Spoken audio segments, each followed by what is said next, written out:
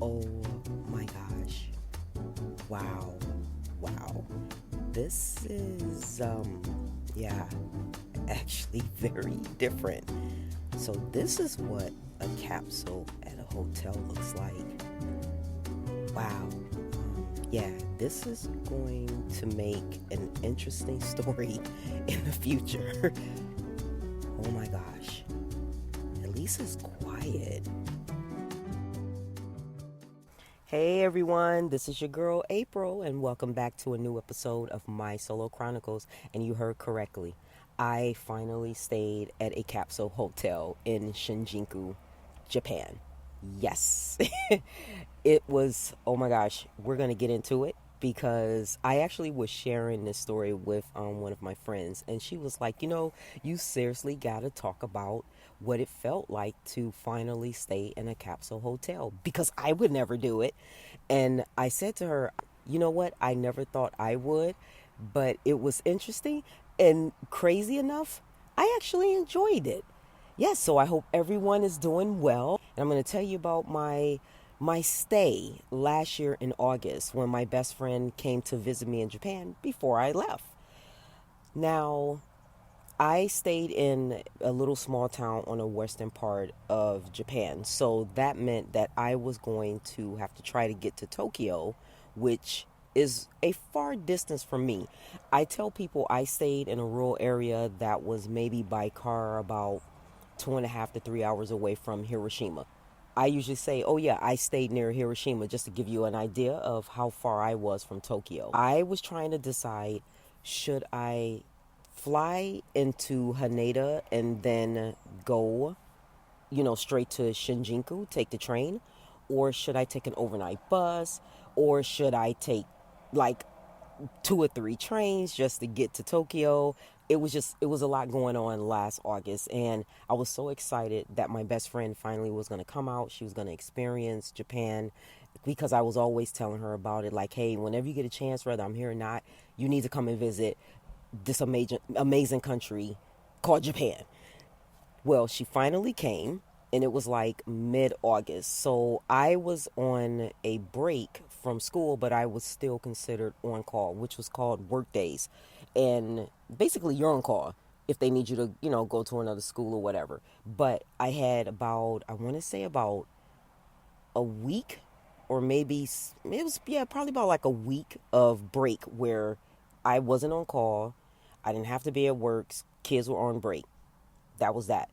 I decided, okay, once I narrowed down one, how I was going to get to Tokyo, I had to figure out where I was going to stay. And I'm going to tell you, because it was so close to her coming, and it was just like, okay, I need to hurry up and get me a spot. Don't I'm going to be sleeping on the street. I wanted to stay in Shinjuku. I wanted to stay as close to where she was going to be staying at her hotel as possible so that we could possibly meet up and then, just do things together or whatever. And I went up on Google, Google Hotels, and I just started looking for places to stay.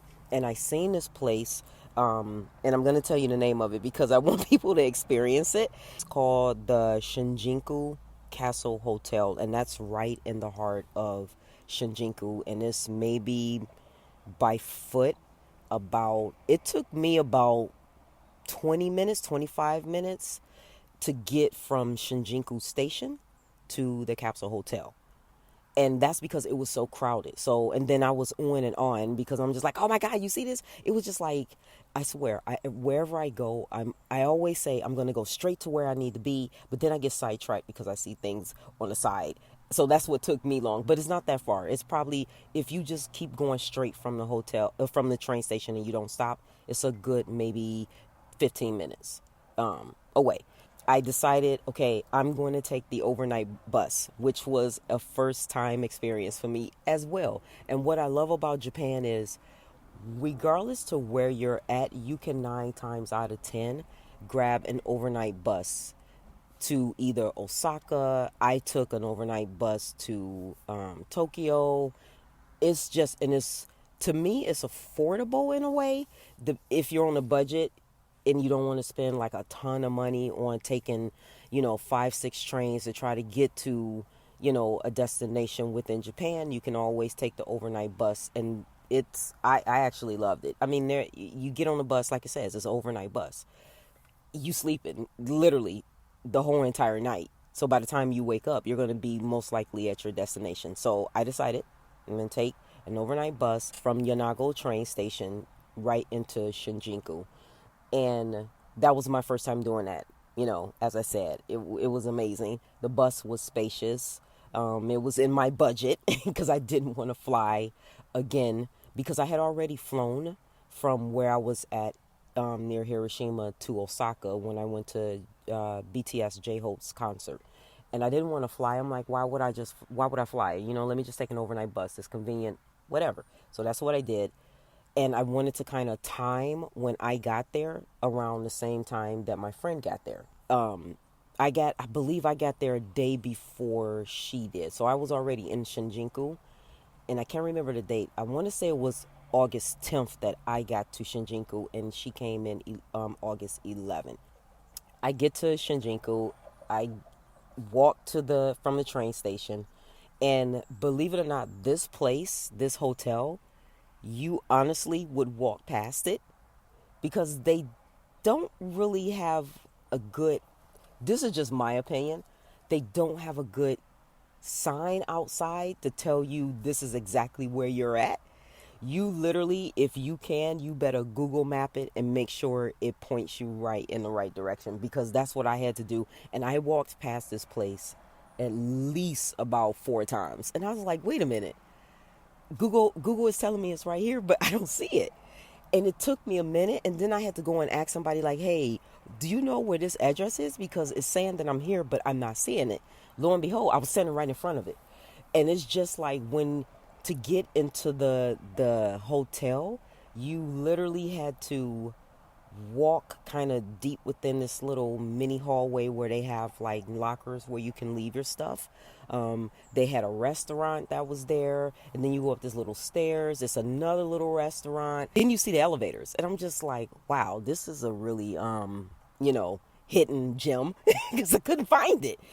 Finally, get on the elevator, go upstairs. You get into the hotel, and it was actually nice. The outside it looked like what the hell, but on the inside it was like, oh, okay, I see y'all, I see what y'all doing.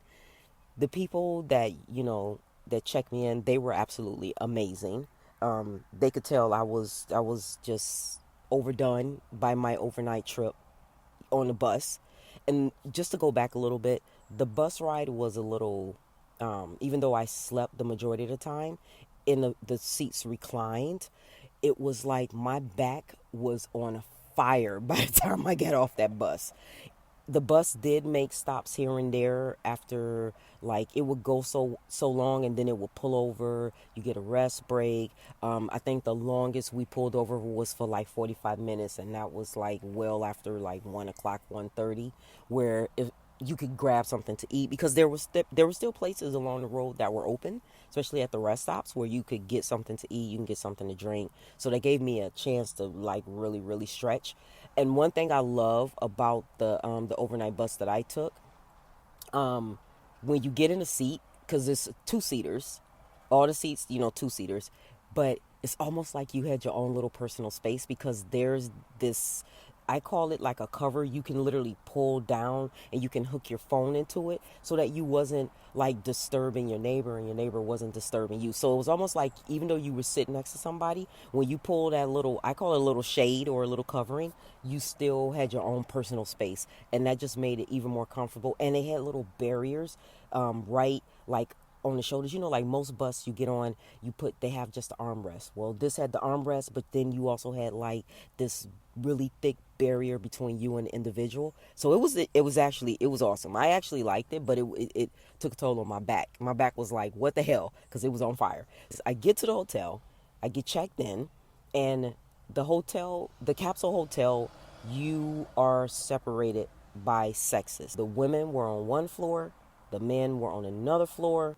Robes to go into like the steam room, and the steam room was actually on the floor that the check-in counter was in. So when you get on the elevator, you're going up to the, I want to say the 8th floor, because the women's floor was on the 10th and the men's were on the 11th or the 12th floor. So they kept you separated, which is what I like, because that was one of my main concerns. Like, okay, this capsule hotel, because it was in my budget, is like gonna put all of us together, and we're gonna be going back and forth to the showers, and we're gonna be seeing each other, and it's just like, and then, if it's your first time staying in a capsule hotel, you don't want to run into like strangers that are men, because it's bad enough you got to deal with women. And I'm gonna tell you about that it's just like, okay, but I like that they separated us. Like I said, the women were on the 10th floor, and I loved it. It was great. You go up on the floor, and as soon as you go get off the elevators onto the women's floor, it they were so secure. And that was another thing I loved too, that it was so secure. They gave you a code. You couldn't say that code out loud. They told you, when you go in, make sure when you put the code in to get through the door, that you make sure when the door closes that it locks and that it's secure. Do not leave it unlocked, because you're on the elevators. People can come up and down on the elevators, and they can come in to your floor, and you don't want that secure door, to be unlocked, where men can literally roam through the women's part of the hotel. And I actually love that. And there was outside that secure door, because once you walk off the elevator, you had your two vending machines. You had this vending machine where you can rent chargers, and then you went through the secure door where you had to punch in a code, and every time you leave you had to punch in a code. Get in, and once you walk in, you can put your luggage on these. They had different shelves where you can store your luggage, and when I tell you, I felt like I walked into a library. It was so deathly quiet. Another thing too is you couldn't check in until 3. So by the time I got up there, it was after 4:30. Cause again, I was sightseeing as I was walking to the hotel. So that actually worked out. You have your shelves for your luggage. Each woman is assigned a capsule. I was all the way in the back because there were a lot of capsules. I was all the way in the back near like this it was like an emergency exit, and I was like, great, they're gonna put me way in the back where I'm probably by a window where I'm probably gonna hear a shit ton of noise, and this is gonna be ridiculous from off the streets. Okay, great. Well, it wasn't like that. What I didn't like though was I had a capsule all the way in the back, and it actually was really quiet, but I was up on the top. You had 2 levels. You had the lower level capsules, and then you had the top levels, and that meant you had to go up these 3-step ladders to get to where you was at. Good thing I only had like my duffel bag and my backpack. That's all I had, because I wasn't going to be there for too long. I think I was in Shinjuku for probably about 4 or 5 days, because I had to get back, because I knew my break was coming up where I was going to be on I had work days coming up. So I was only there for like about 4.5, 5 days. So I didn't bring a lot. So I had my backpack and I had my duffel bag. And I said, you know what? I haven't had to try to climb a ladder to get into a bed in like since forever. Since I was a little girl. So I felt like I was trying to climb up on a bunk bed. And I get in there and I'm like, whoa. I said, holy smokes. I climbed up and I get into the capsule, and you had your own TV, which the speaker was right by your head, so you wasn't disturbing anybody if you were looking at television like late at night. You had alarm clock. You had nice pillows. You had the bed. I was kind of hesitant because I was like, okay, this is a capsule. How comfortable is this shit seriously going to be? It's probably not going to be. And then you had like a shade you can pull down. It was not thin, but it wasn't thick. But you could pull it down to give you privacy. And I get in, and once I took everything in, I was like, oh my gosh. Oh, and another thing too, you had a fan, because it was hot. August was hot. Japanese summer and period was hot, but it was hot. And I go, okay, this is going to be interesting. But before I even really get, try to navigate in this little tiny space that was going to be my space for about 4 or 5 days, I said, let me go take a shower. Let me check out this women's bathroom because, what you see on the website might not be what you see in person. I walked into the women's bathroom. I felt like I had walked into heaven. It was immaculate. I go in, and it was so much space. Because, as women, especially if you stand with other women, you need your space because we're trying to do our makeup, trying to do our hair, we're taking showers, we got all our products, and you just need that space. And the space in the women's bathroom was amazing. They had a ton of showers, which was great. But the only difference is you had to make sure, even though I think I counted, they had about maybe, I want to say 8 showers and 8 bathrooms. And I like that not every capsule was booked out. You know what I'm saying? Not every capsule had somebody living in it. Even though there was like a ton of capsules, it wasn't like they rented out a bunch of capsules. So it wasn't going to be mad crazy crowded where you couldn't find time to go and take a shower or use the bathroom until the weekend. I'm going to tell you about that in a second. So anyways, I walk in, I was like, okay, let me take a shower because, oh my gosh, I'm the only one in here. I thought I was, but I wasn't. It was me and another female that was in there. But I went in and going to the shower, it was just like, wow, this is awesome. And this is just the bathroom. They made sure they stocked you up on shower gel, shampoo, the regular stuff a hotel is supposed to supply you with just in case you don't bring your stuff. So the showers in the bathroom were separate from the area where you had the mirrors, where you in the sinks, where you could brush your teeth, you grab a towel, grab robes. If you didn't bring toothpaste and toothbrushes, they had that. They had everything that a woman will need just in case we forgot something. So you could never say, oh, I got to run out and try to find a place that sells what I use on a daily because it was already like right there. So that was awesome. Once I took my shower and got comfortable, got into my PJs because I was just wore out. I go and I finally get in, I get settled into my little capsule and I lay back in the bed and I go, people have told me that if you stay in a capsule hotel, you hear those horror stories. Oh, it feels like you're in a coffin. Everything is so close. You're not gonna feel comfortable. This, and this. And I always go by, listen. People can tell you all they want about things that they have experienced that you're probably gonna experience, but everybody's experience is different. Why does that sound like I just rambled on? Anywho's, but I listen to people and I listen to what they tell me, but I'm like, okay, well, let me experience it for myself so that I can say, yeah, you know what, you were absolutely right. Or I could say, you know what you experience is not what I experience.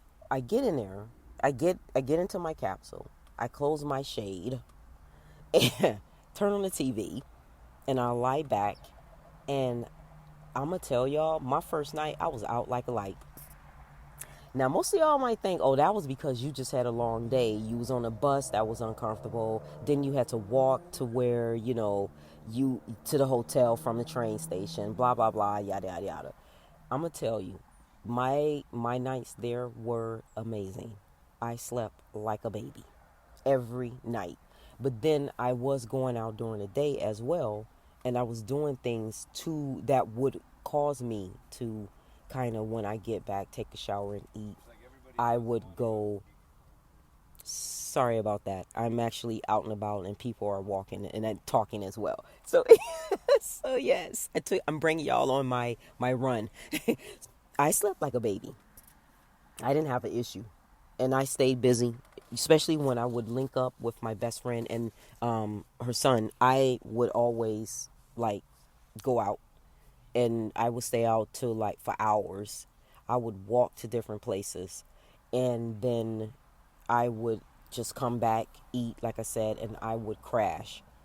And I had no problems. And believe it or not, it was actually quiet as well for first few days that I was there, it was quiet.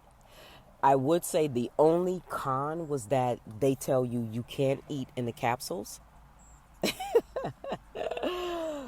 There was somebody that literally brung in food, and it smelled so good. She ate in her capsule, and I was just like, well, hell, if she's doing it, I mean, you're not supposed to follow what people do, but I did it too. But the only difference is I made sure that, I wasn't messy when I was eating. I made sure I cleaned up after myself. And they supplied on our floor, there was trash cans, there was recycle cans, there was everything. Like I said, there was everything you needed to make sure that your stay was awesome. As I said previously, when you're staying with a bunch of women, it can be interesting because everybody's personalities are different. My final night there is when it was getting close to the weekend because I knew I was going to leave on a Saturday. On that Friday is when you now starting to get the crowds coming in. So by this time on the section where I was at, even though it looked like they would rent out capsules, every other capsule, it wasn't like you had somebody underneath you, next to you, and there was somebody underneath them. The way they did it was like I was in a capsule on top. The one at the bottom was vacant. The one next to that vacant capsule was occupied. The capsule across the way from me on the same level was empty. The capsule next to that was occupied. So that's how they kind of did it. It was like almost every other or every two capsules they actually had booked out. And that worked out because it wasn't loud, and it didn't make you feel like, oh my gosh, why did I book this? The that Friday evening, it was, crowd coming in. You got that weekend crowd coming in. You got people now, the travelers are starting to trickle in. So now it's starting to get a little bit busy. And what I would do is when I realized that, okay, as it's getting close to the weekend now, people are really starting to, arrive. Because you could see it, you went towards where you could keep your luggage, and that was starting to get filled up. And I was like, okay, so now people are coming. And I even did this every day before the crowd showed up. I would get up at a certain time, like say 6:30. I literally was waking up like I was going to work. But I would wake up, go in and take my shower, and then come, do everything I needed to do in the bathroom, and then come back to my capsule and get ready. So that I didn't have to worry about, maybe it's going to be a bunch of people in the bathroom or having to wait for a shower. So that worked for me. So when Saturday morning came, that's when I knew it was a lot of people now booked up in this capsule hotel, because you could hear people talking, you heard all this luggage moving, it was just like a free fall. And I said, let me brace myself, because I'm thinking, okay, these are, and then you had people that would be hanging out to like the wee hours in the morning, right? And they would come in and they would kind of talk, and it's just like, okay, there's like a quiet time, right? So, anywho's, I get up, I'm going to go in and I'm going to take my shower at 6 because I don't want to be in a bathroom with a bunch of people. Walked into that bathroom at 6 something in the morning. You would have thought,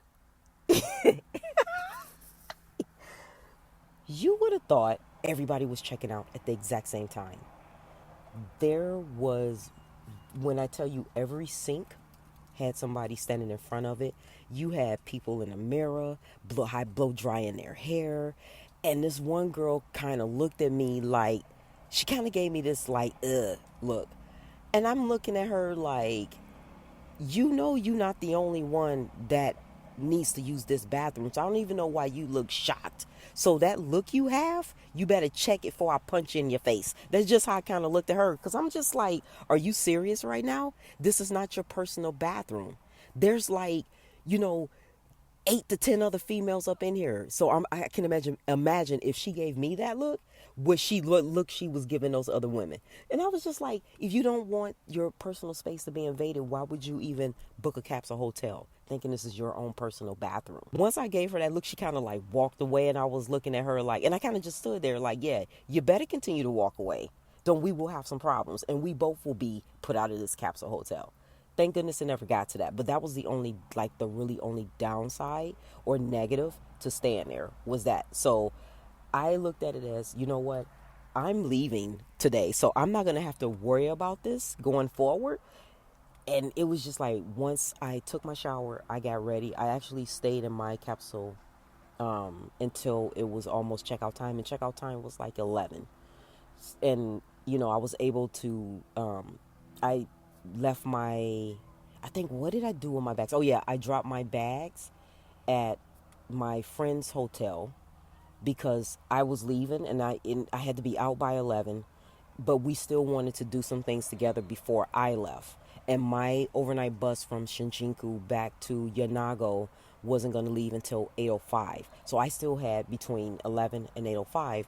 I had all this time to do what I needed to do. So I ended up meeting up with my best friend, and we ended up going down by Imperial Palace because I wanted them to kind of go to do the Ginza, you know, the walk where they shut the street down and you can walk amongst the stores and stuff in the street. So we kind of did that. We went to Tokyo train station because I wanted them to experience that too.